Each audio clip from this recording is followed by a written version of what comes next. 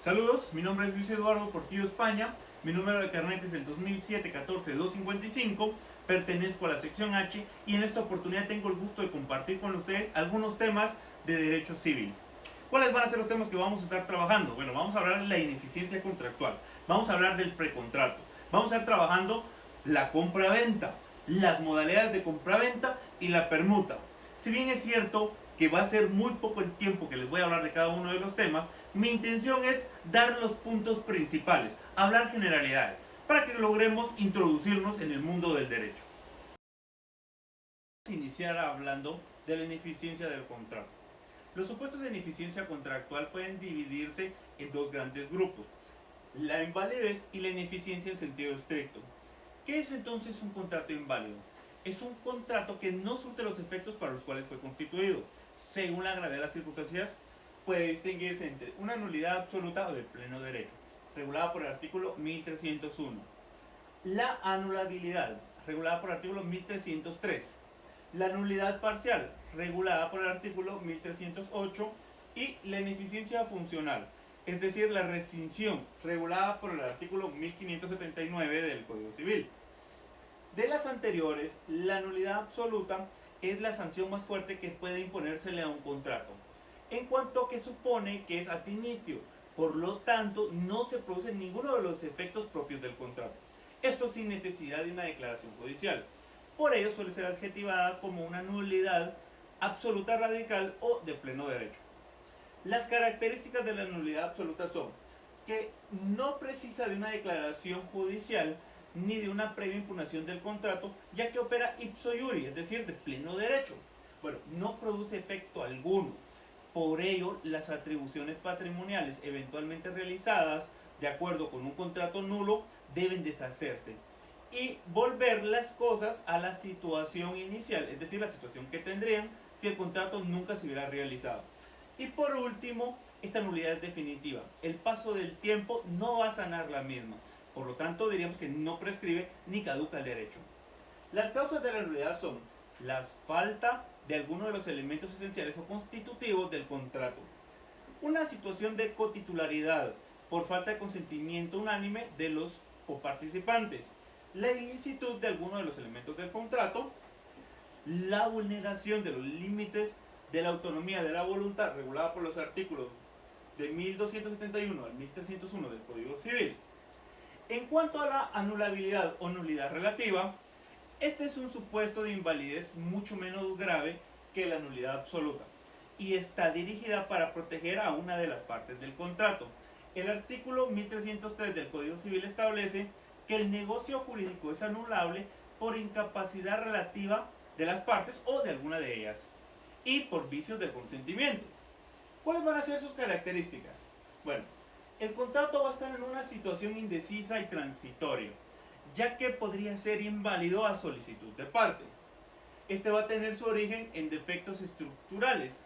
Este contrato sí produce todos los efectos, ¿sí?, supuestos del mismo hasta que no se declarara su nulidad.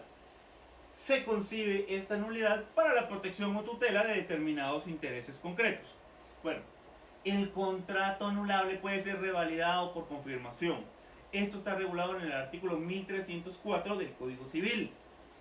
Y a diferencia de la acción para determinar la nulidad absoluta que no prescribe, la nulidad relativa tiene periodos específicos para exigir la misma.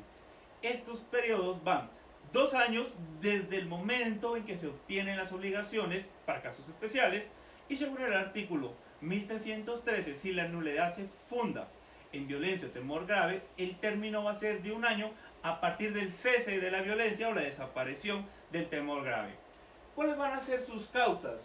Bueno, los vicios de la voluntad, los contratos celebrados por menores e incapaces y los contratos realizados por un cónyuge sin el consentimiento del otro cuando este consentimiento fuere necesario. Continuando con el tema de la ineficiencia, hablaremos ahora de la ineficiencia en sentido estricto. Esto va a incluir todos aquellos supuestos en donde van a existir ciertos defectos extrínsecos al contrato.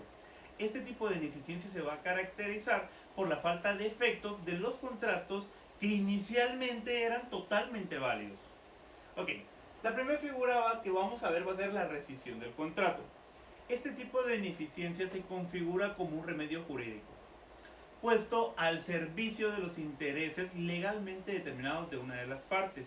Su esencia va a consistir en hacer cesar la eficiencia de un contrato que es perfectamente válido, pero que de llevarse a cabo va a ocasionar un perjuicio económico para alguna de las partes.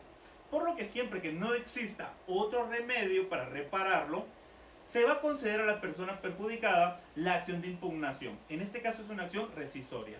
¿Cuáles van a ser sus características? Bueno, la existencia de un perjuicio. Este debe de existir para poderla solicitarla. Luego, su finalidad es reparatoria. Lo que quiere es reparar el perjuicio. El plazo para solicitar la misma debería de estar establecido o podría estar establecido en el contrato. Sin embargo, en ausencia de este, se va a fijar el legal, el cual será de 1 año a partir de la fecha de la celebración del contrato. Esto según el artículo 1585 del Código Civil. El contrato no debe de haberse consumado, es decir, que esté pendiente de cumplimiento. Y bueno, los efectos de esta acción va a ser destruir todas las consecuencias del contrato, regresando las cosas a las condiciones iniciales. Es decir, que tiene un efecto retroactivo. ¿Qué clase de rescisión existe? La rescisión voluntaria. Esta se va a dar cuando las partes acuerdan romper el consenso inicial. Luego tenemos la rescisión judicial. Esta es una acción de carácter unilateral, en la cual va a ser necesario acudir a un órgano jurisdiccional para poderla solicitar. Y por último, tenemos la fortuita o forzosa. Esta se va a dar cuando existe una imposibilidad de cumplimiento por causas fortuitas o causas ajenas a la voluntad de quien contrató.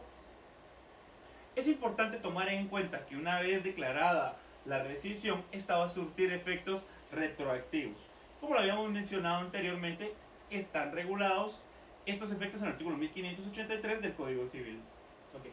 La otra figura es la resolución del contrato por incumplimiento. Esta va a ser la facultad que tiene una de las partes contratantes para dejar sin efecto un contrato a causa del incumplimiento de la otra parte. Esta puede ser de forma expresa o de forma tácita. En esta última se va a requerir una declaración judicial. ¿Qué características tiene? Bueno, es exclusiva de las relaciones obligatorias sinalagmáticas. Es un medio de protección y defensa de alguna de las partes y opera ex tunc, es decir, que tiene efectos retroactivos. Para poder plantear la misma hay ciertos requisitos. ¿Estos cuáles van a ser? Bueno, que quien reclama haya cumplido con su obligación o esté en condiciones de realizarla. Que la otra parte no cumpla con lo establecido, bien sea total o parcialmente. Debe de ser un contrato bilateral sinalagmático. Y claro, esta obligación ya debe estar en periodo de exigibilidad. Y claro, el incumplimiento debe de ser acreditable a la persona que incumplió. Si se declara la resolución, los efectos son retroactivos, se da la liberación de las partes y se debe dar la reintegración de las prestaciones por parte de la persona que incumplió. Esto está regulado en el artículo 1583 del Código Civil. La siguiente figura es la revocación. Esta la vamos a definir como la decisión del otorgante de privar de eficiencia un contrato eliminándolo, parcial o completamente, por medio de una nueva declaración de voluntad. Esto es bien sea a través de un nuevo contrato o una declaración judicial. Lo vamos a clasificar de manera unilateral o judicial. La judicial la conocemos como la acción pauliana y en la unilateral podríamos poner de ejemplo una donación o un testamento, ¿sí? Que este puede ser modificado por la voluntad nada más de una de las partes. Por último tenemos el desistimiento unilateral. Es una figura que le da la facultad a una de las partes para manifestar por su sola decisión unilateral y sin necesidad de causa que lo justifique su intención de ponerle fin a la relación contractual. Los efectos de este desistimiento va a provocar la extinción del contrato, pero sin un alcance retroactivo. Anteriormente hablamos de la ineficiencia del contrato. Ahora comenzaremos a ver los contratos preparatorios. Vamos a estar trabajando el contrato de promesa y opción. El contrato de promesa se refiere a un contrato preparatorio o precontrato. Es un contrato perfecto en sí, pero no es la compraventa. Este consiste en celebrar el mismo ex post, lo que vamos a traducir en una decisión preferente.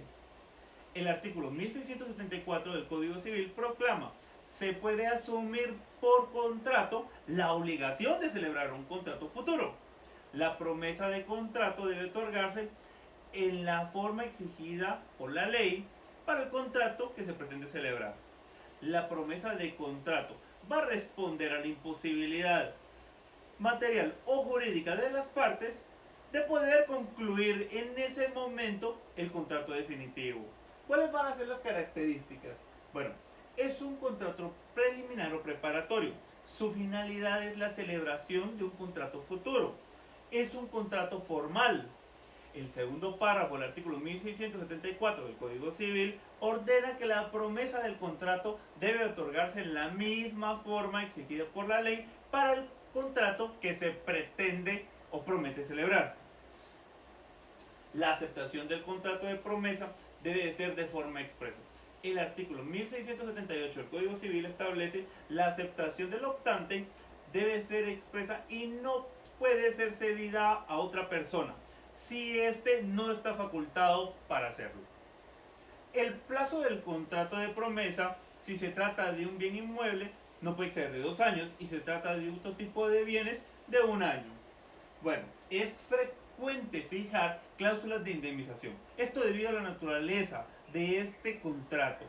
Es normal que se fije o se pacte dicha cláusula de indemnización, cláusulas penales o convencionales, con el objeto de hacerlas efectivas en el caso de incumplimiento de las obligaciones. También suelen pactarse arras de retroacción. Bueno, ¿cuáles serían las modalidades de este tipo de contrato? De acuerdo al artículo 1675 del Código Civil, estas pueden ser bilateral, es decir, que ambas partes se van a obligar recíprocamente, o unilateral. Solo una de las partes, bien sea la beneficiaria o la optante, puede exigir el cumplimiento definitivo del contrato. Mientras que la otra, o sea, el prominente, no tiene derecho, únicamente tiene la obligación de otorgar el contrato definitivo cuando el beneficiario se lo requiera, sin poder revocar dicho derecho. Ok, ahora veamos la figura de la opción. Esta se traduce como un derecho de adquisición preferente que confiere a su titular la facultad de adquirir determinado bien o derecho en las condiciones establecidas previamente. El artículo 1677 del Código Civil regula la opción. Puede ser un contrato independiente o celebrarse como un pacto accesorio de otro contrato.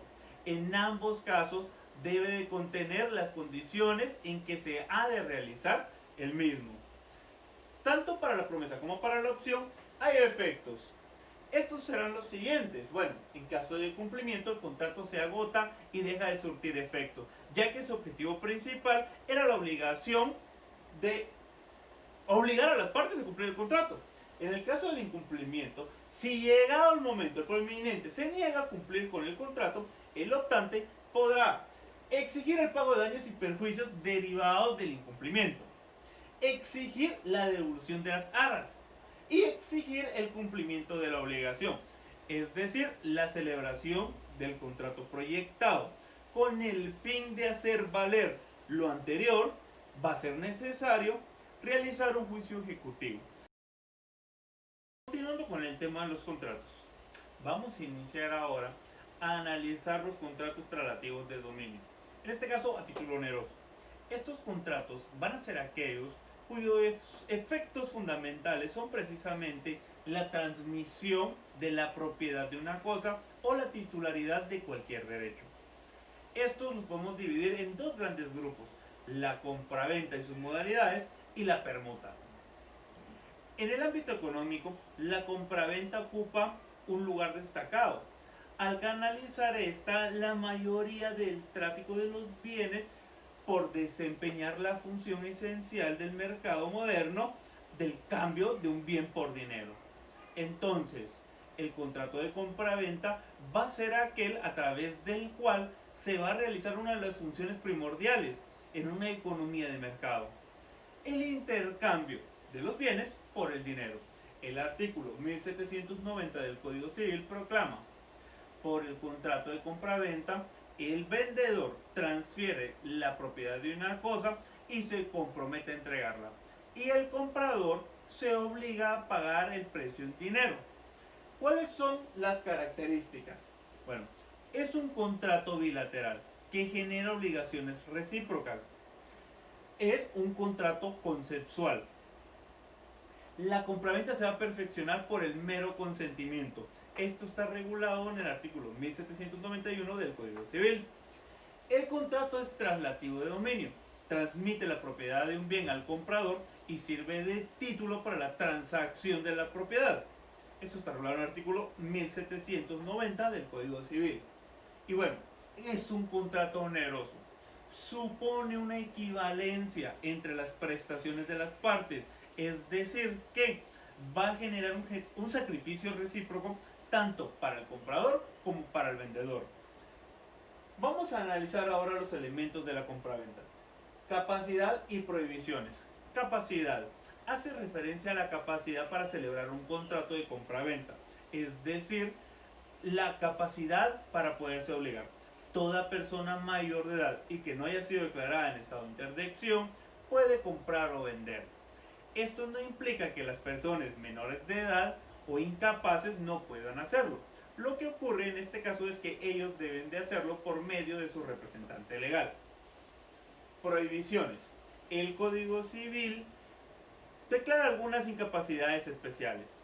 Entre ellas podemos mencionar la incapacidad que tienen los jueces, abogados, funcionarios, empleados judiciales y representantes de las partes para adquirir los bienes objetos del proceso en el que ellos hayan intervenido. También tenemos la incapacidad de los auxiliares del juez, como los depositarios judiciales, interventores, síndicos y liquidadores. Estos no pueden comprar los bienes que tienen a su cargo. También podemos mencionar la incapacidad que tienen los esposos. Según el artículo 1792 del Código Civil, ni el marido puede comprar los bienes de su esposa, ni ésta puede comprar los bienes del marido. Incapacidad de los administradores, quienes están administrando bienes ajenos. Estos no pueden comprar los bienes que tienen a su cargo. Los notarios tienen prohibición de comprar los bienes cuya venta se realiza con su intervención. El mandatario no va a poder comprar los bienes del mandante sin el consentimiento explícito de este. Y el albacea tiene prohibido adquirir los bienes de la testamentaria mientras no estén aprobadas las causas de gestión, las cuentas de gestión. ¿Qué es lo que se está buscando? Bueno, lo que se quiere es evitar el abuso de confianza que podrían aprovechar estas personas con respecto a los bienes. El siguiente elemento es el bien vendido. Según el artículo 1801 del Código Civil, vendida una cosa expresando su especie y calidad, el comprador tiene derecho de que se le resuelva el contrato si la cosa no resulta de la especie y calidad convenidas. Cuando se hubiera expresado el uso que se le va a dar a la cosa, la calidad de esta cosa debe corresponder a dicho uso. Y el último elemento que vamos a estar analizando es el precio. Este es un elemento inicial de este tipo de contrato. Y este debe de ser cierto y pecuniario, es decir, en dinero. Ok. Esto está regulado en los artículos 1790 y 1796 del Código Civil. ¿Cuáles van a ser los efectos, en este caso, de este tipo de contrato? La transmisión de la propiedad. Este está regulado por el artículo 1809 del Código Civil.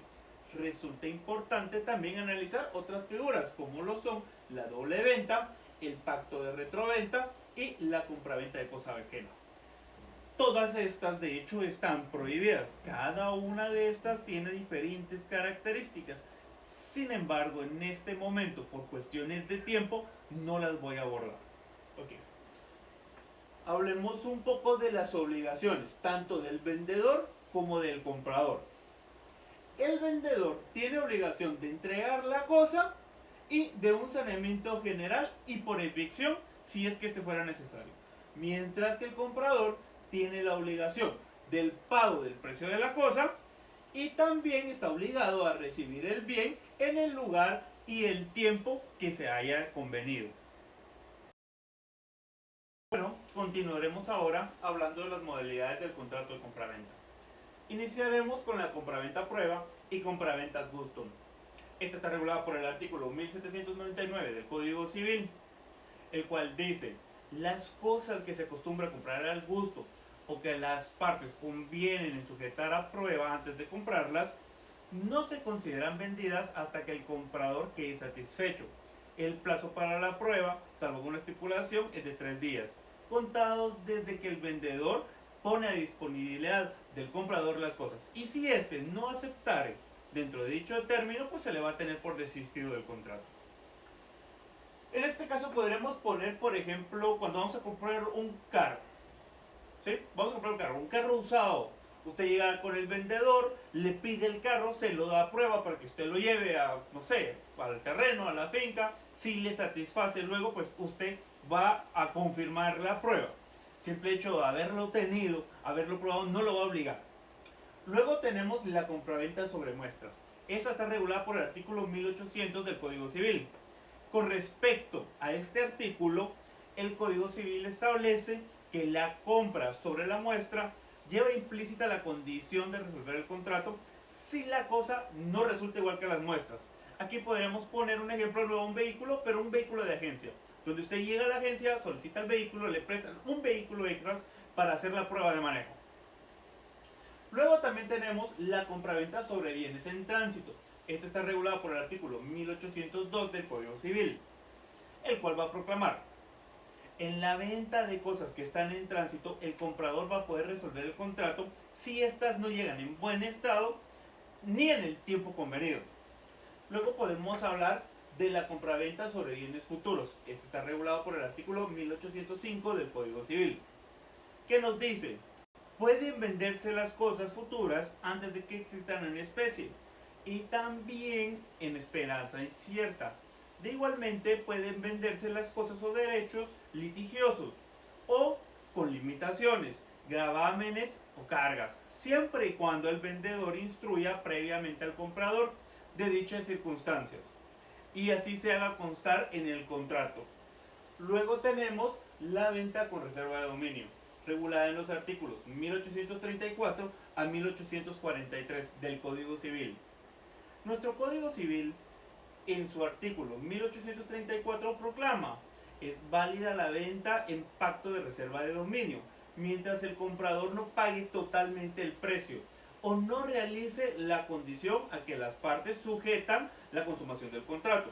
El comprador obtiene por esta modalidad de venta la posesión y uso de la cosa, salvo convenio en contrario.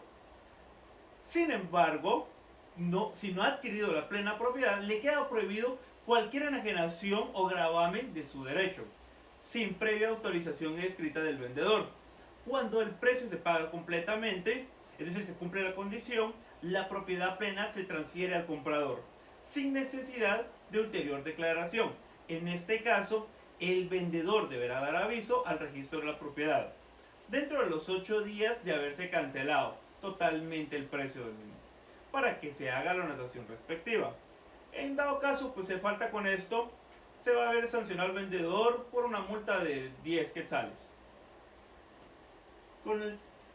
Continuamos, vamos a analizar ahora la compraventa con pacto de mejor comprador, es decir, pacto de adición al día. Esta está regulada en los artículos 1847 al 1850 del Código Civil. El Código Civil contempla esta modalidad de compraventa en los artículos anteriormente citados, como aquel en virtud del cual la venta se rescindirá a solicitud del vendedor si dentro de un término fijado hubiere quien dé más por la cosa. Dicho término no puede exceder de 6 meses en el caso de bienes inmuebles, ni de 3 meses en el caso de bienes muebles, ambos contados desde la fecha que se celebró el contrato. y se presume en la concesión al vendedor de una preferencia para quedarse con la cosa, pagando la diferencia del precio, para lo cual debe notificarse el ofrecimiento de un precio mayor. Un ejemplo sencillo es que yo compro un bien inmueble que tiene esta condición. Yo lo compré por 100,000 quetzales. Resulta ser que al vendedor le están ofreciendo 130,000. Entonces yo tengo una preferencia con respecto a ese terreno. Pero para podérmelo quedar debo de pagar los 30,000 de diferencia. De lo contrario, pues yo perdería el derecho, el vendedor se quedaría con el terreno, pues y obviamente va a poder venderlo. Para finalizar, hablaremos de la permuta. La permuta es el intercambio de un bien por otro, como en la compraventa. El Código Civil define la permuta en el artículo 1852, adoptando una fórmula bastante sencilla. La permuta es un contrato por el cual cada uno de los contratantes transmite la propiedad de una cosa a cambio de la propiedad de otra. Cada permutante es vendedor de la cosa que da y comprador de la cosa que recibe a cambio. Y a cada una de las cosas se le asigna un precio, que es el precio de la otra. Este contrato se rige por los mismos principios del contrato de compraventa, en el que estos son aplicables. Diríamos entonces que la permuta es un trueque o intercambio de una cosa por otra, es decir, la cesión de una cosa por otra. La finalidad y esencia del negocio radica, por tanto, en el cambio directo de una cosa por otra sin la intervención del dinero, o al menos sin la intervención principal del mismo. ¿Cuáles son las características de esta? La permuta es un contrato de naturaleza consensual, es un contrato sinalagmático, es un contrato de intercambio de cosas, es oneroso. El objeto de la permuta pueden serlo solamente los bienes en sentido amplio, ya sean materiales o inmateriales. Es un contrato tratativo de dominio, es típico y autónomo. Una variación de la permuta es la permuta con sobreprecio. Es el nombre que recibe la permuta cuando uno de los acreedores, además de entregar un bien, se compromete a entregar también una cantidad de dinero. En ese sentido, surge la duda de si sigue siendo una permuta o ya es una compraventa. Este dilema lo aclara el artículo 1853 del Código Civil, el cual estipula: si la cosa que se entrega se ha de pagar parte en dinero y parte en otros bienes, el contrato será de permuta siempre que la porción estipulada en dinero no sobrepase o no llegue a la mitad del precio. Con respecto al régimen, en la remisión de las reglas de la compraventa, la exposición de motivos del Código Civil guatemalteco respecto a la permuta nos indica: este contrato se rige por los mismos preceptos de la compraventa, puesto que únicamente se diferencia en que la cosa objeto del mismo se cambia por otra cosa en vez de dinero. Pero como puede pagarse parte en efectivo y parte en otros bienes, se declara que habrá permuta siempre y cuando la porción estipulada en moneda no llegue a la mitad del precio. En cuanto a la evicción, con respecto a la permuta, está regulada por el artículo 1854 del Código Civil. Nos indica que el permutante que sufre de evicción de la cosa que recibió o que la devuelve en razón de sus vicios puede reclamar a selección la restitución de la cosa que dio si aún se halla en poder del permutante, o el valor de la cosa que se hubiese dado en cambio, con el pago de daños y perjuicios. Previo a finalizar mi participación, quisiera resaltar la importancia de conocer figuras como la ineficiencia, ya que el mal planteamiento de un contrato podría ocasionar la nulidad de nuestro negocio jurídico, ocasionándonos en algunos casos perjuicios económicos. Sin embargo, también puede ser esa figura la que nos salve de cumplir un contrato que resulte ser perjudicial a nuestros intereses. Otro punto muy importante que quiero resaltar es que, a pesar de que la permuta es el antepasado del contrato de compra-venta, en nuestros días es poco utilizada, ya que la mayoría de negocios se realiza a través de la compra-venta. Sin nada más que agregar, quiero dar las gracias por el tiempo que dedicaron a ver este video. Espero les haya sido de utilidad. Y recuerden que, como diría Albert Einstein, la mente es como un paracaídas, solo funciona si se abre.